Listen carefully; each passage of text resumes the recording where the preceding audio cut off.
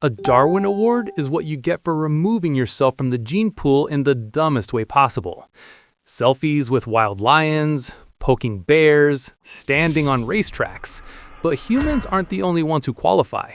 The fossil record is basically a museum of prehistoric Darwin Awards, moments where an animal made one bad decision and paid for it forever. And the scary part? These mistakes are some of the only times we get direct evidence of how these animals actually behaved. Take this fossil.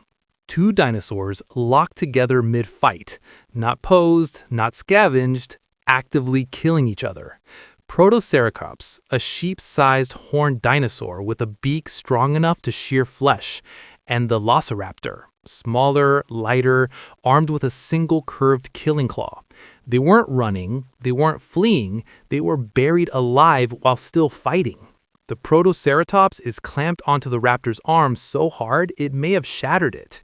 At the same time, the raptor's claw is buried in the Protoceratops' neck.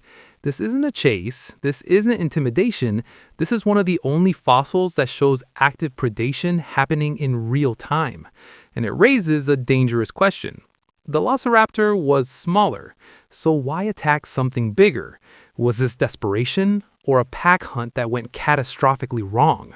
Either way, these dinosaurs didn't back down. They died swinging. Now, let's talk about a fossil that proves there's always a bigger fish isn't a metaphor, it's literal.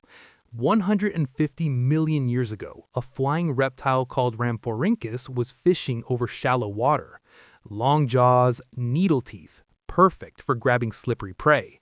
It swoops down, catches a fish, but mid-swallow, the fish fights back.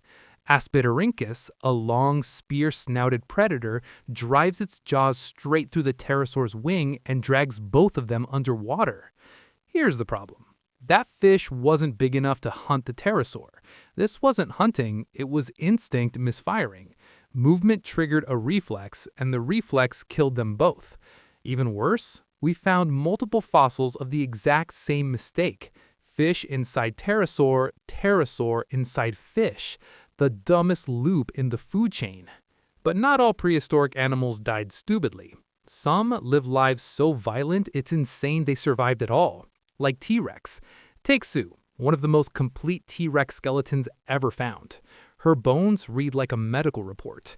Broken ribs, a leg infection so bad the bone swelled to twice its size, holes in her jaw.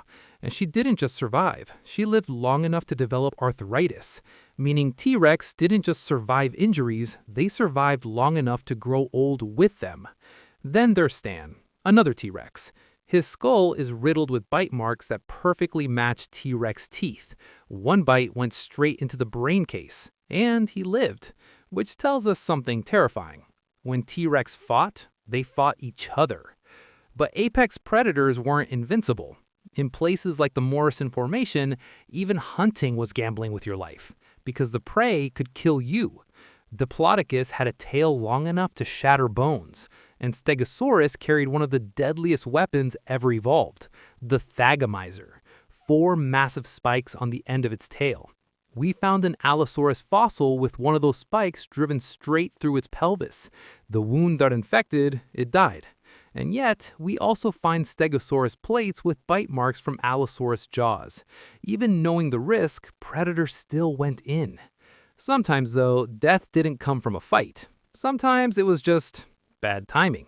In Jurassic Switzerland, a small sauropod walked across a muddy flat. In its path, a turtle. One step later, flattened.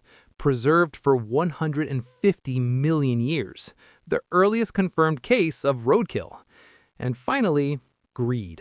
An ichthyosaur, ruler of the Triassic seas, about the size of a great white shark.